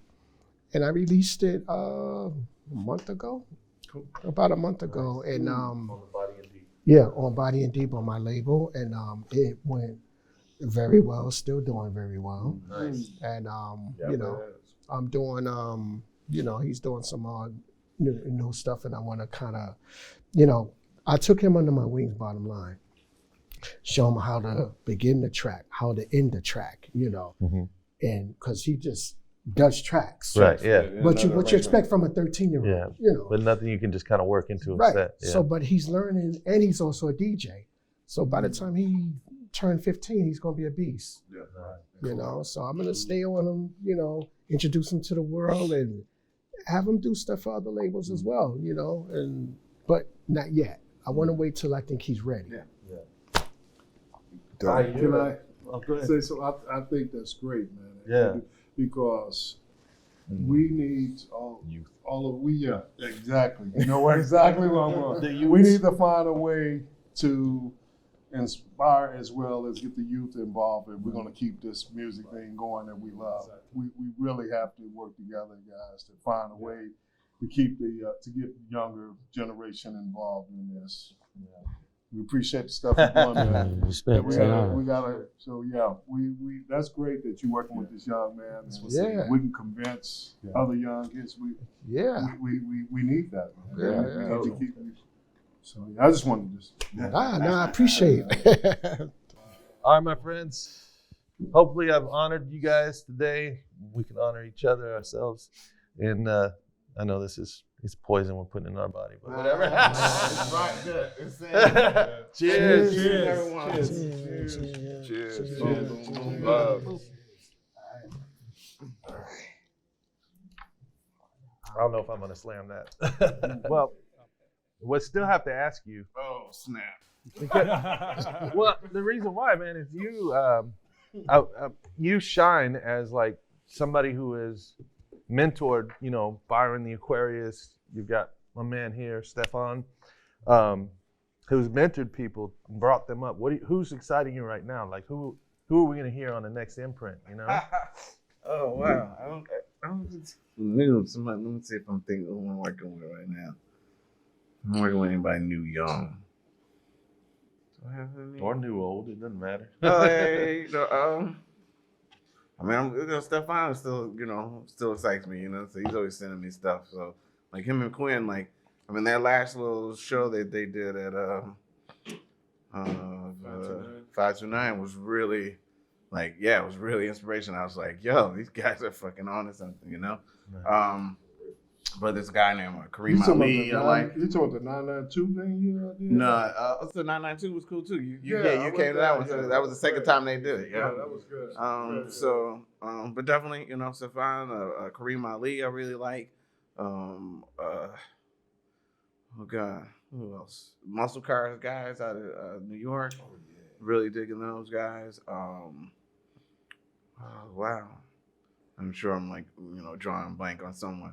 But yeah, I've always been just, you know, those guys, Muscle Cars, Kareem, all of them have come to me at some point in time and maybe give me a call or send me an email. And I've always been very much like, you know, whatever you need, you know, because, I want them to kind of, you know, learn how to do it on their own, because so many people get in this idea of, I need some label to put me on or something. And yeah, there's a part to that, yes. But I think if you really truly kind of just believe in what you're doing, you can do it yourself, you know. And I kind of want to show them to kind of do it themselves, like, you know, and show them that you have to work within the game, of course. Yeah. But yeah, you know, you don't need nobody else to do it, you know, because they're not gonna make more money off of it than you would, you know. So, you might as well, you know. But again, you know, use them like they using you, because they always usually they want your name because you're new and hot, you know. Right. So new and hot, you know, use that to your advantage, you know. But definitely, yeah, because Byron calls me, you know, all the time. Stefan, Jovonn too, which is so funny because everybody was like Jovonn, and like another guy in the Jovonn. These are just people that like, you know, just always, you know, I guess support them in my own way, you know. Yeah. And show them the way, you know, whatever I can show them. And but like you said, that, you know, the reason is to, you know, if there's no one new kind of knows what's going on or has been able to experience what I've experienced, or for me able to pass on my life experiences, then, you know, that vibe will be gone, you know. So, you know, I made a point to like make Stefan come with me like to Detroit, or you know, maybe I did some, you know, I don't know, I went to, I don't know, Charlotte or something like that. Like, yo, you gotta come. This before he was like DJing or, you know, traveling. So like, this is what it is, you know. Yeah. And this is what you want to do, you know. Yeah. You know, so I would see people. Yeah. So, you know, yeah, you definitely have to be supportive of the youth. Only way you're gonna keep it going. Yeah, I love that, man.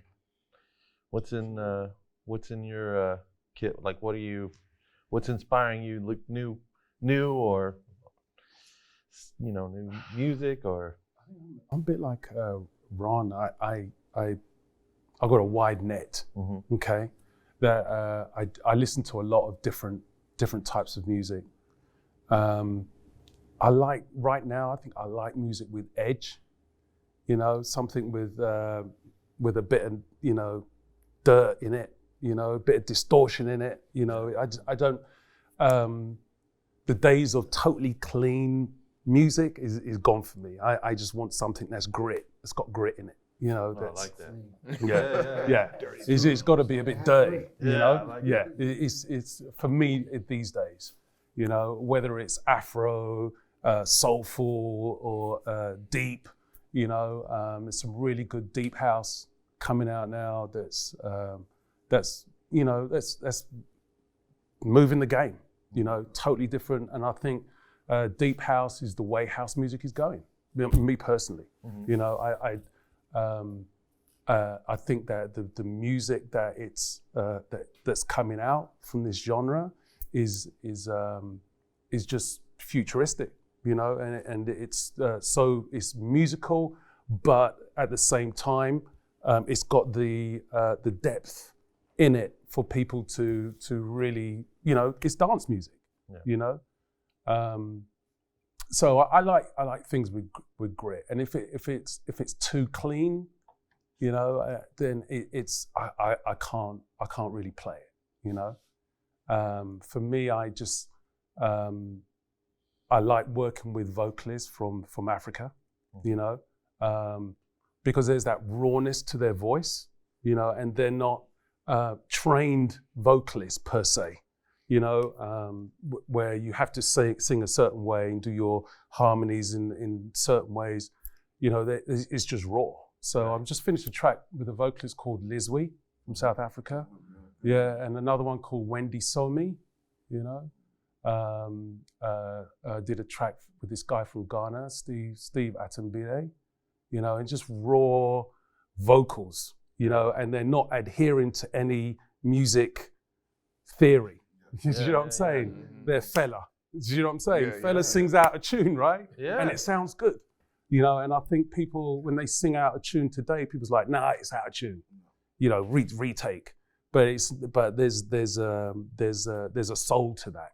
You know, of being out of tune, because that's how they're connecting to it. That's how they hear it, and they connect to it as well.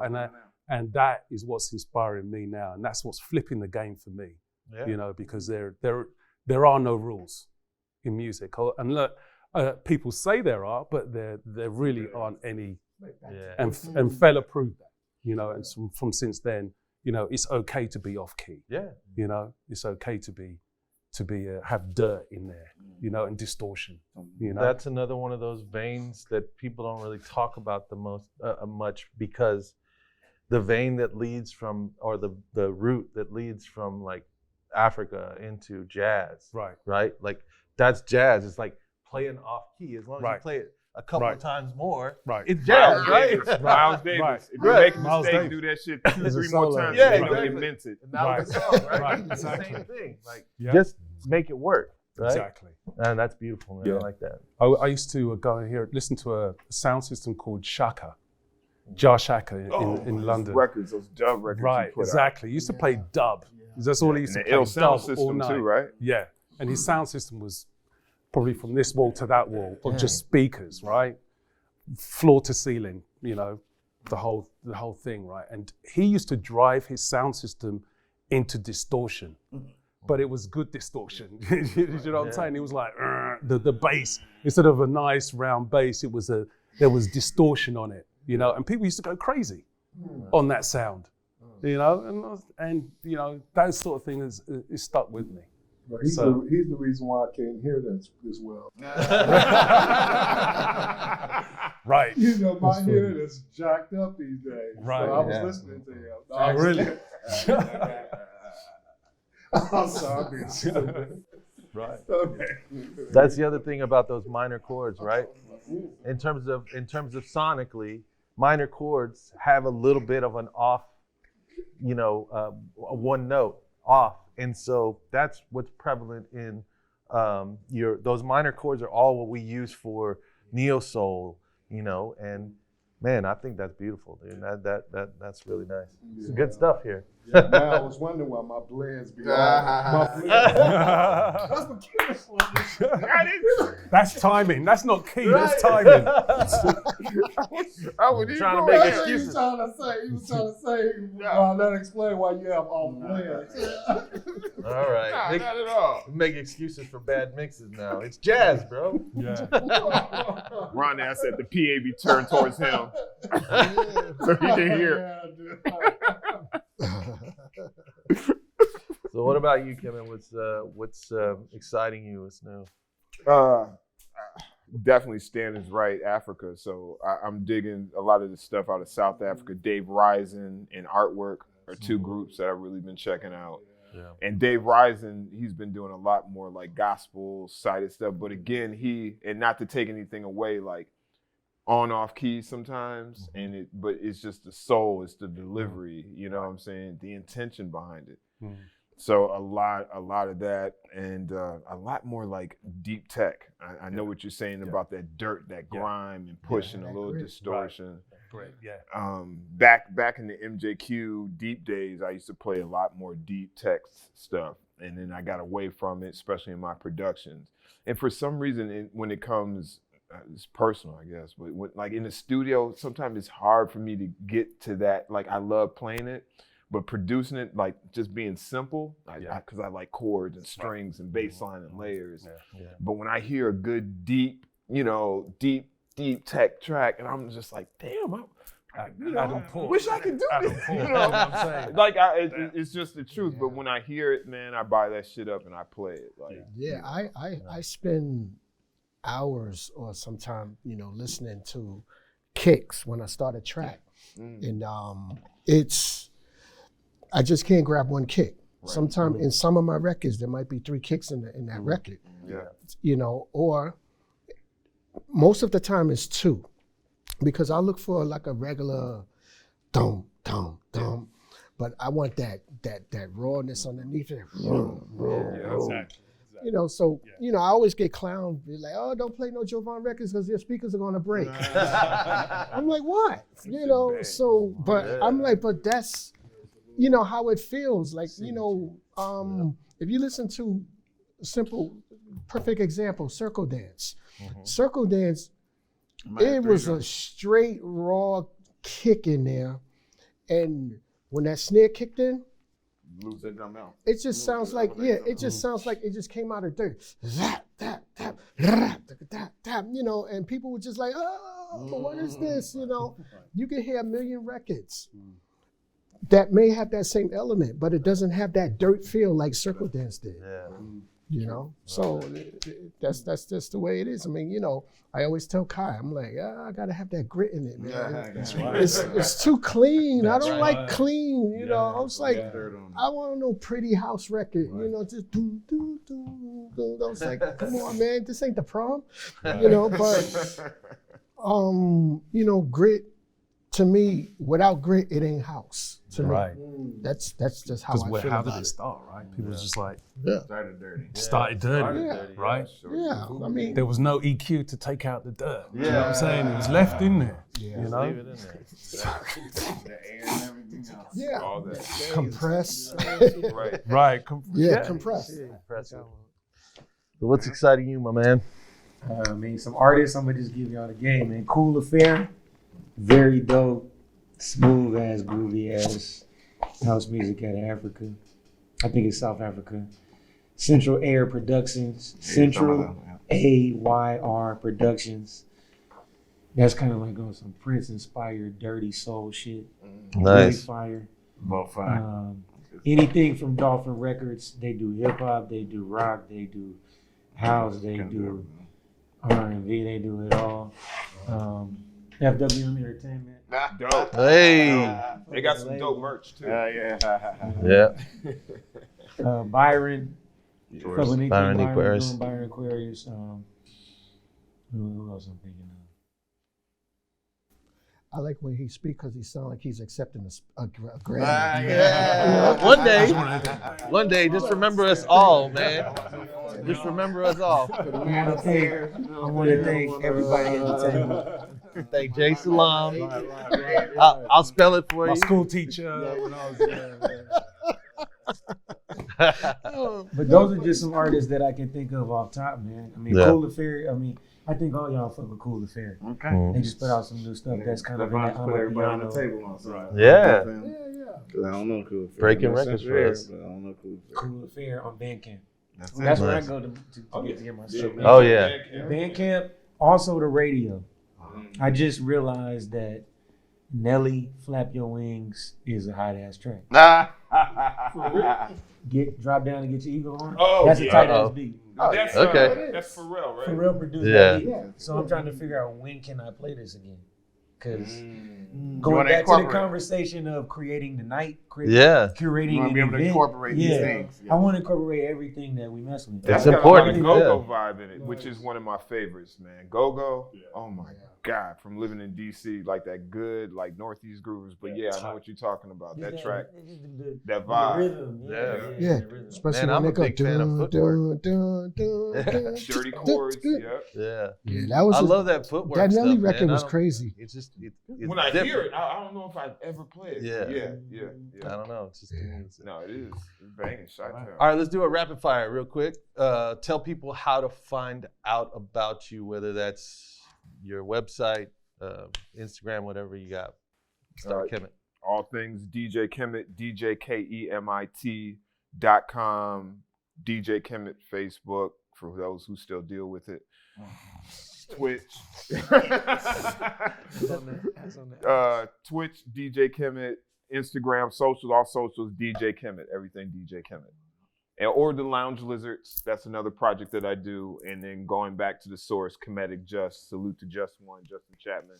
The stuff he's doing now, Justin Chapman, now he's the embodiment probably of everything we've been saying. Like the stuff he's been doing lately is like, God, we. So speaking of the next, like I got a 12-inch coming out, probably spring of next year. It's just stupid.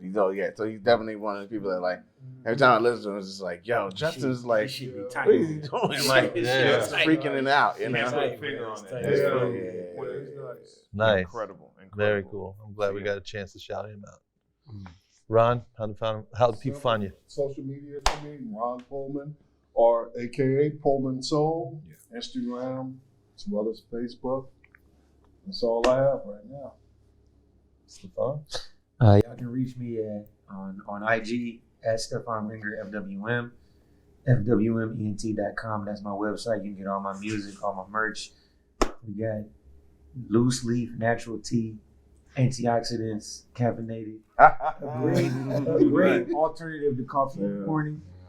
The shit smells so good. It smells like cologne. Nice. Get it in your life. Kai? Kai Alcé pretty much everywhere. You know, Kai Alcé, IG, Kai Alcé, Twitter, Twitch. I'm NDATL eyewear. Kai Alcé eyewear. Something I just started on. Shout out to the eyewear. Shout out to the eyewear. Hey, collab to come soon, by the way. Oh yeah, that's right. Balami, yes. Yeah, soon the Kai Alcé, that's the collaboration with Balami here. You know, for my class. So when Jovonn wants to put a suit back on, you know. We're gonna go Jovonn style now. You know, when he wants to put that suit on and get the Kai. That's a suit on underneath this. Right? Reenact his story as the commercial. Yeah. Be like Jovonn. Just take off that old suit. We'll take the soundbite. on the new one and be like, oh, thanks, Kai. Love it. Jovonn, how they found out about you? For me, you can find me on all social media with a Linktree. All my social media is on there, just Jovonn_. Okay. So you can find me very easily. Stan? Everything. IG, Facebook, Twitter, Stan Zeff. STANZEFF. Also Tambor Party. And the website is tamborparty.com. And Spotify, Stan Zeff, Tambor Party. Nice. Yeah. Fuck Spotify. What? Fuck Spotify. Okay. Wow. Use it, right? Wow. Let us know how you feel. How do you really feel? Yeah. I appreciate my Spotify checks. All right. So, My Spotify. if it hasn't been, All 8 One cents. check, right? Also, my Spotify is like, no, fuck Spotify. if it hasn't been said yet, folks, I do want people to understand that this does not represent the entirety of the Atlanta scene. This is but a very small bit, a very powerful bit, but a small bit of this. So we don't want to be, of course, leaving anybody out. We want to recognize that there are a lot of people left out in this panel. But hopefully, this is something more to come in the future. This is our maiden voyage, as Kemit put it for me earlier. And I hope you guys have enjoyed your time. Much respect and props to our honored guest here, Mr. Jovonn. Let's give him a hand. Thank you for joining us. Thank you for watching. What do we do? Like YouTube shit? Like, subscribe, whatever. Comment on the bottom. Click right here. Follow, or right follow here. us all. Follow everybody. Or watch this video here, you know. And guys, I hope I've honored you guys as Atlanta.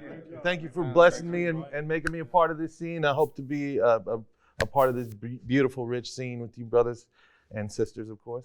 And thanks again. There it is. Hope you guys enjoy. That's a wrap, baby. Cheers. Got to come with it. Gotta keep it real with you. Yeah, that was a practice. So we got.